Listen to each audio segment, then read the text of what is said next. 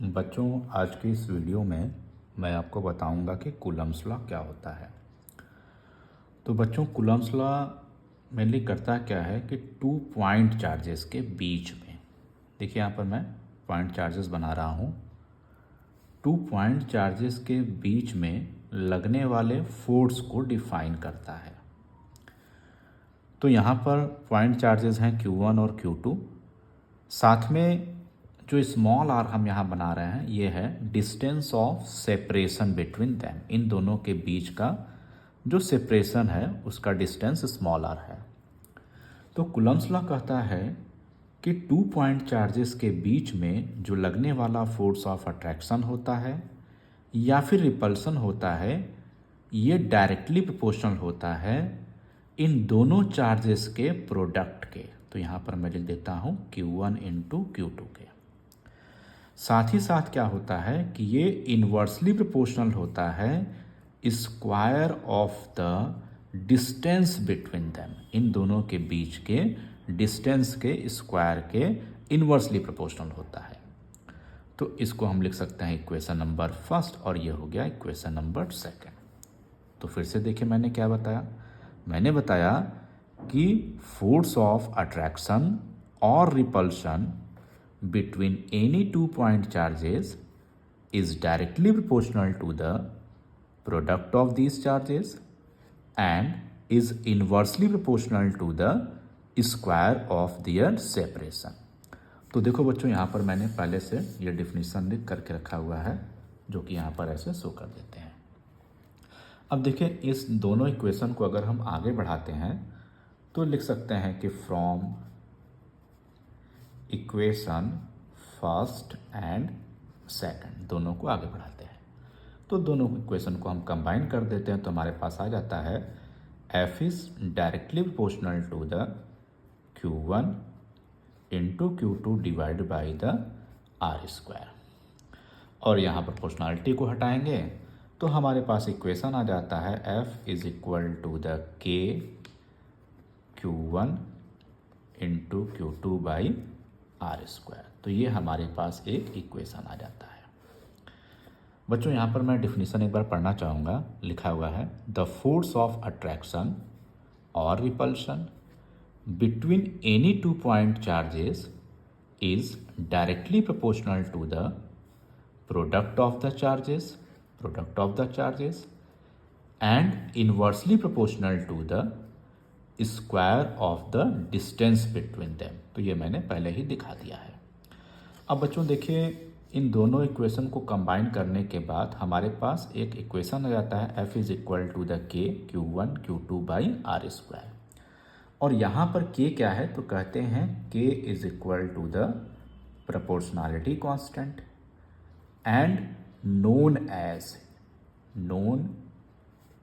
As electrostatic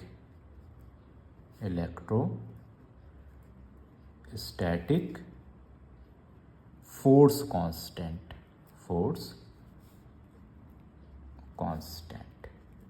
अब electrostatic force constant इसको क्यों कहते हैं? क्योंकि ये 2 स्टैटिक चार्जेस के बीच में लगने वाले फोर्स के कारण कांस्टेंट आता है। स्टैटिक मतलब ये रुके हुए चार्जेस के बीच में लगने वाले फोर्स का कांस्टेंट है। बच्चों, ये जो K होता है ना, K की वैल्यू डिपेंड करती है कि ये चार्जेस कहाँ पर प्रेजेंट हैं, मतलब वहाँ मीडियम क्या है। तो पहला तो कंडीशन हो सकता है कि यहाँ पर कोई मीडियम ना हो या फिर एयर हो, और दूसरा कंडीशन क्या हो सकता है कि यहाँ पर कोई मीडियम हो। तो इन दोनों आधार पर हमारे पास स्मॉल k की वैल्यू अलग अलग होती है। तो देखो हम लिखने जा रहे हैं यहाँ पर इन case of charges are present in free space। यहाँ फ्री स्पेस का बच्चों मतलब है कि या तो वहाँ पर एयर पाया जाए और या फिर क्या पाया जाए, वैक्यूम पाया जाए। मतलब या तो कुछ भी ना हो या फिर अगर हो तो क्या हो, एयर हो। तो ऐसे केस में स्मॉल k की वैल्यू होती है 1/4 पाई एप्साइलन नॉट। इसको एप्साइलन नॉट पढ़ते हैं। और इसकी वैल्यू न्यूमेरिकल वैल्यू क्या होती है, तो ये होती है 9 इंटू 10⁹। अब देखिए स्मॉल के का यूनिट हम लिखना चाहते हैं, तो स्मॉल के को यहीं रखने देते हैं, बाकी चीज़ों को इधर ले आते हैं। तो यहाँ पर फोर्स की यूनिट क्या आ जाएगी, न्यूटन, और उसके बाद ये डिस्टेंस का स्क्वायर है तो यहाँ आ जाएगा इंटू मीटर स्क्वायर, और साथ में कुलाम इंटू कुलाम से नीचे में आ जाएगा कुलाम स्क्वायर। तो यहाँ मैंने बताया कि in case of charges are present in free space, that is either there is air या फिर वैक्यूम, तो ऐसे केस में स्मॉल के की वैल्यू होती है 1/4πε0, और न्यूमेरिकल वैल्यू होती है 9 इंटू 10⁹। अब देखिए यहाँ पर 1 जानते हैं, 4 जानते हैं, पाई जानते हैं, एक नया टर्म आ गया है जिसको हम लोग कह रहे हैं एप्सिलॉन नॉट। तो बच्चों देखो एप्सिलॉन नॉट क्या होता है, तो एप्सिलॉन का मतलब आप समझ लीजिए कि इसको कहते हैं परमिटिविटी, और नॉट का मतलब होता है कुछ नहीं मीन्स फ्री स्पेस। तो यहाँ हम लिख देते हैं कि एप्सिलॉन नॉट क्या है, तो इसको कहते हैं परमिटिविटी, और नॉट का मतलब क्या हो जाएगा, ऑफ फ्री स्पेस। तो एप्सिलॉन नॉट का मतलब होता है परमिटिविटी ऑफ फ्री स्पेस, और इसकी न्यूमेरिकल वैल्यू होती है 8.85 इंटू 10⁻⁻12। अब बच्चों फिर देखिए हमें सोचना होगा कि आखिरकार इसकी यूनिट क्या होगी। तो देखिए 1 की कोई यूनिट नहीं होती है, 4 की भी कोई यूनिट नहीं होती है, पाई की भी कोई यूनिट नहीं होती है। तो ये जो यूनिट लिखा हुआ है न्यूटन मीटर स्क्वायर पर कुलाम, वो किसकी यूनिट लिखी हुई है, 1/ε0। एप्सिलॉन नॉट नीचे है तो इसका मतलब ये यूनिट किसकी बनेगी, 1/ε0। तो अगर हमको एप्सिलॉन नॉट की यूनिट लिखना होगा तो इसको ऊपर ले जाएंगे तो ये ऊपर वाला नीचे और नीचे वाला ऊपर और ऊपर वाला नीचे आ जाएगा। कहने का मतलब यहाँ पर आ जाएगा coulomb square divided by newton into metre square. तो अब देखिए इसको हमने इक्वेशन नंबर फर्स्ट लिखा था, इसको सेकंड लिखा है, और यहाँ हमने लिख दिया है equation number third, and here is the equation number fourth.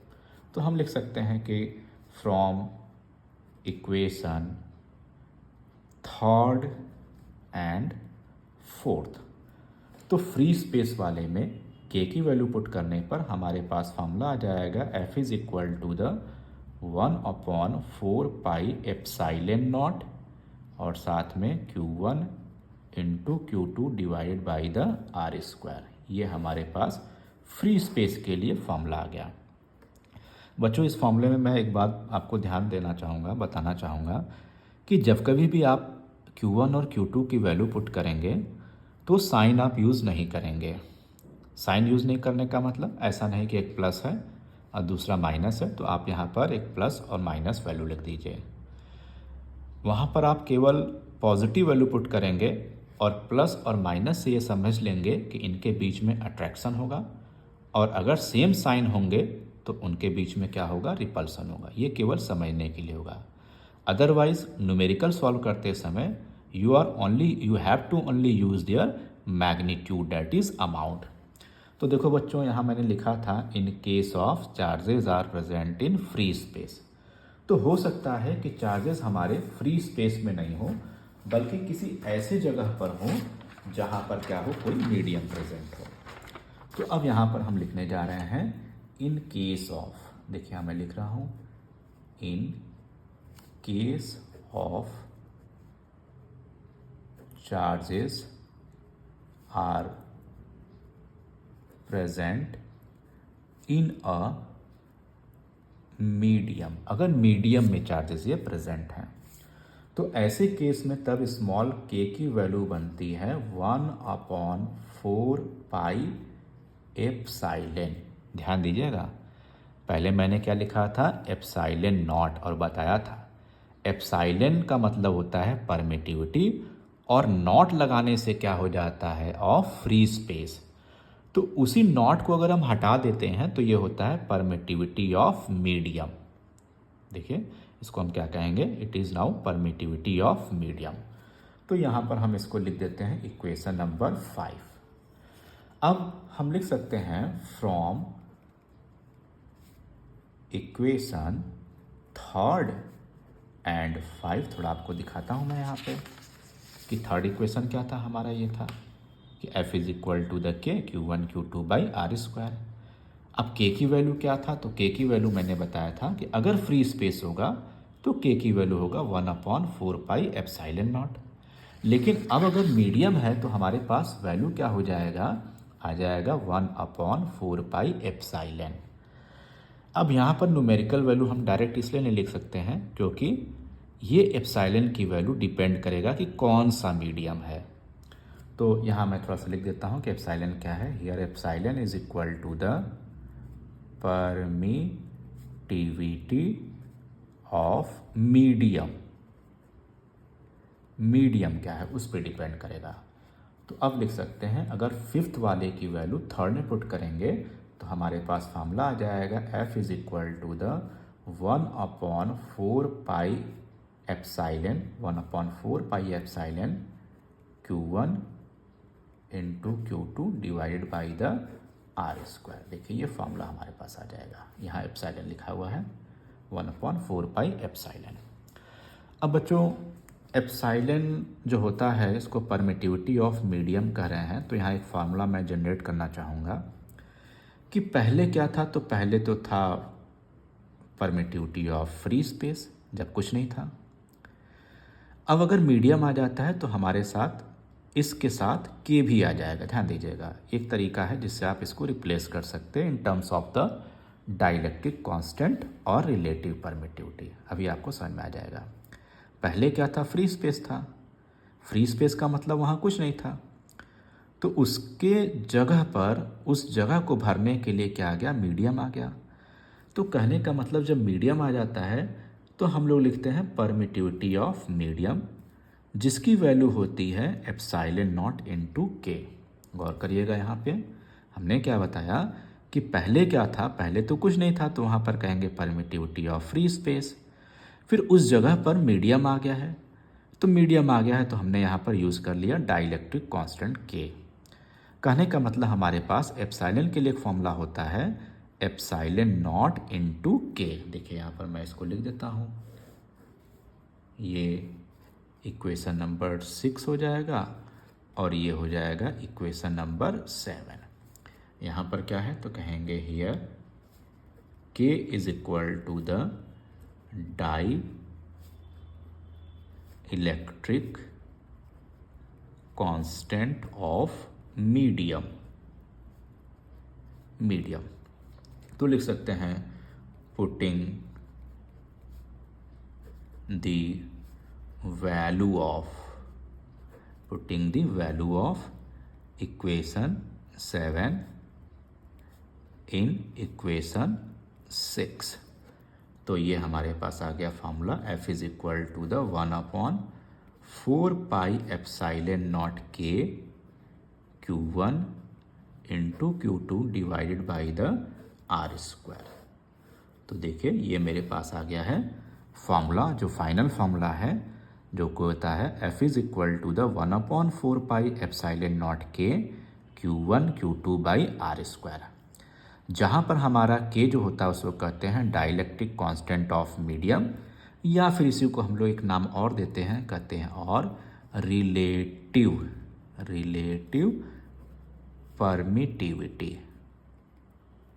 इसी को हम लोग कहते हैं रिलेटिव परमिटिविटी भी। अब देखिए बच्चों, जो के होता है ये डिपेंड करता है मीडियम पे। मीडियम कौन सा है, जैसे अगर हमारा मीडियम क्या है, इफ़ मीडियम इज़, ये ऐसे मैं बता दे रहा हूँ, एयर। अगर एयर है तो उसके लिए के की वैल्यू क्या होती है, 1 होती है। तो अगर के की वैल्यू 1 पुट करेंगे तो वही आ जाएगा पहले वाला फार्मूला जो फ्री स्पेस वाला था, 1/4 पाई एप्साइलन नॉट, के हट जाएगा Q1 Q2 by R square. तो कहने का मतलब वैक्यूम और एयर के लिए हम लोग 1/4 पाई एप्सिलॉन नॉट यूज़ करते हैं। अगर हमारा क्या है, मीडियम अगर वाटर है, तो ऐसे केस में जो के आ जाएगा उसकी वैल्यू क्या होती है, लगभग 80 होती है। तो अब 80 होती है, तो इसको समझिए कि हमारे पास जब फ्री स्पेस था तो फॉर्मूला क्या था? तो फॉर्मूला था 1/4 pi epsilon naught Q1 Q2 by R square. और जब मीडियम आ जा रहा है तो डिवाइडेड बाई साथ में क्या आ जा रहा है? K आ जा रहा है। थोड़ा समझिएगा इसको। कहने का मतलब कि अगर मीडियम आ जा रहा है तो K की वैल्यू, अगर एग्जाम्पल के तौर पर हम वाटर ले लें, तो जो पहला वाला फ्री स्पेस वाला जगह था उससे अब हमारे फोर्स की वैल्यू क्या हो जाएगी? कम हो जाएगी, क्योंकि डिवाइडेड बाई क्या आ जाएगा? 80 आ जाएगा। तो मीडियम कहीं ना कहीं, मीडियम क्या करता है? 2 पॉइंट चार्ज के बीच में लगने वाले फोर्स की वैल्यू को कम करता रहता है। देखिए यहाँ पर मैं एक चीज़ लिखना चाहूँगा। जैसे मान लीजिए मेरा कूलम्ब्स लॉ तो हो ही गया है।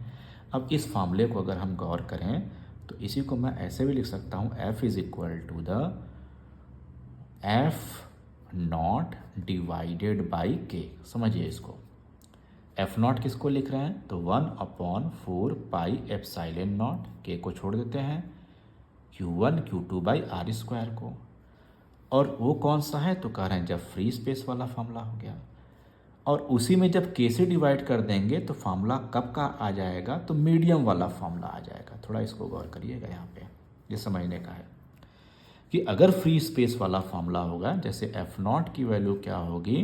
तो आ जाएगा 1/4 pi epsilon naught Q1 into Q2 by R square. और जब मीडियम वाला रहेगा तो इसी में क्या करना होगा? हमें K से डिवाइड करना होगा। तो जब K से डिवाइड करेंगे तो ये फार्मूला आ जाएगा। तो हमारे पास एक फार्मूला ये भी आ रहा है। क्या आ रहा है कि मीडियम में क्या फोर्स होगा? तो होगा फ्री स्पेस में लगने वाले फोर्स में डाइलेक्ट्रिक कांस्टेंट से डिवाइड कर देंगे तो हमारा क्या आ जाएगा? मीडियम में लगने वाला फोर्स का फार्मूला आ जाएगा। तो मुझे लगता है कि आपको समझ में आ गया होगा। आज के लिए बच्चों इतना ही। Thank you.